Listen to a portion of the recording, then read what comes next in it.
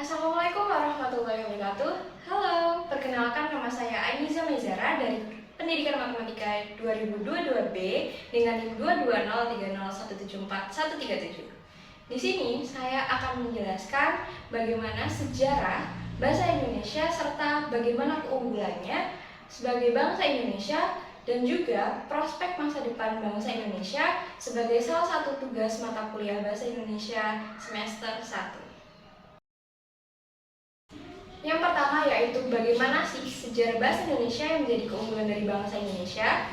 Seperti yang kita ketahui bahwa bahasa Indonesia telah resmi menjadi bahasa dari Negara Kesatuan Republik Indonesia. Bahasa ini diresmikan pada tanggal 28 Oktober 1928 yang bertepatan pada Kongres Pemuda II. Nah, pada Kongres Pemuda II ini, para pemuda dari seluruh pelosok Nusantara berkumpul menjadi satu dan berikrar yang pertama yaitu bertumpah darah satu tanah air Indonesia, yang kedua yaitu berbangsa yang satu bangsa Indonesia, dan yang ketiga yaitu menjunjung bahasa persatuan bahasa Indonesia. Bahasa Indonesia sendiri tidak luput atau tidak lepas dari yang namanya bahasa Melayu yang telah menjadi dasarnya. Hal ini seperti pada keadaan abad ke-7 Masehi, yaitu pada masa pemerintahan Kerajaan Sriwijaya yang terkenal akan kekuasaannya, di mana bahasa Melayu telah menjadi bahasa daerah. Nah, hal ini dapat dibuktikan dari beberapa bukti, yaitu seperti Prasasti Kedukan Bukit pada tahun 683 Masehi dan juga Prasasti Kota Kapur pada tahun 686 Masehi. Nah, selain itu, pengaruh bahasa Indonesia tidak hanya dari bahasa Melayu tapi juga dari bahasa Belanda atau dari kolonial Belanda. Ketika kolonial Belanda menggunakan bahasa Melayu sebagai alat komunikasi dengan rakyat pribumi agar komunikasi dapat lebih mudah dipahami. Hal ini juga dapat dibuktikan dari Komisi Bacaan Rakyat, yaitu salah satu komisi dari kolonial Belanda yang menyebarluaskan bahasa ini dan juga menggunakan atau menciptakan beberapa novel populer menggunakan bahasa Melayu. Selain itu juga tidak hanya bahasa Belanda saja loh teman-teman, tapi juga ada bahasa Mandarin, bahasa Arab dan juga bahasa Inggris yang dapat kita temukan atau kita buktikan dari banyaknya penggunaan kata serapan dalam bahasa Indonesia. Lalu, apa sih keunggulan dari bahasa Indonesia? Yang pertama, yaitu bahasa Indonesia telah memiliki dua kedudukan, yaitu sebagai bahasa nasional dan juga bahasa negara, tidak seperti bahasa Melayu yang masih berkedudukan sebagai bahasa daerah. Lalu, yang kedua yaitu bahasa Indonesia juga telah menjadi bahasa ilmu dan teknologi, tidak seperti bahasa Melayu. Lalu yang ketiga yaitu bahasa Indonesia telah dipelajari oleh 47 negara seperti universitas yang ada pada Korea dan juga Jepang dan negara-negara lainnya, dan juga telah memiliki penutur sebanyak 269 juta loh teman-teman, ya ini juga sudah lebih banyak dari sebelumnya dan juga dari Melayu juga. Nah, hal ini tentunya menjadi sebuah keunggulan yang dapat kita banggakan dan kita semakin kembangkan sebagai rakyat bangsa Indonesia. Lalu yang kedua, bagaimana sih prospek bahasa Indonesia di masa yang akan datang atau di masa depan?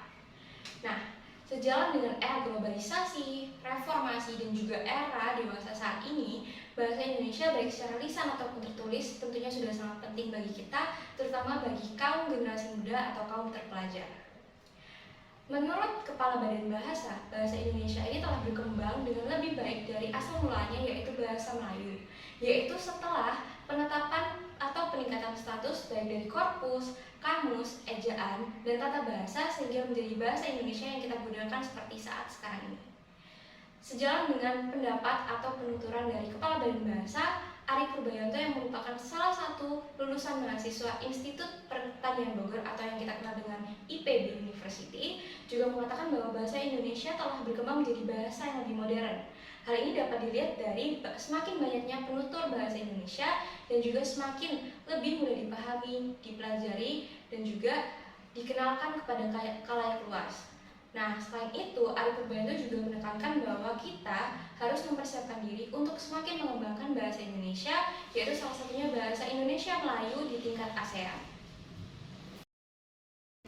Nah teman-teman, dari penuturan yang telah saya sampaikan dapat kita tarik kesimpulan bahwa bahasa Indonesia telah resmi menjadi bahasa negara dan juga bahasa nasional dari bangsa Indonesia yang berfungsi sebagai alat komunikasi baik secara formal maupun non-formal. Selain sebagai alat komunikasi, bahasa Indonesia juga menjadi alat pemersatu dan juga menjadi kebangsaan dari bangsa Indonesia, yaitu bangsa kita tercinta. Nah, dalam perkembangan dunia yang semakin pesat, bahasa Indonesia ini dihadapkan oleh berbagai perkembangan zaman yang tentunya kita harus bisa mencakup atau mencukupi kebutuhan tersebut.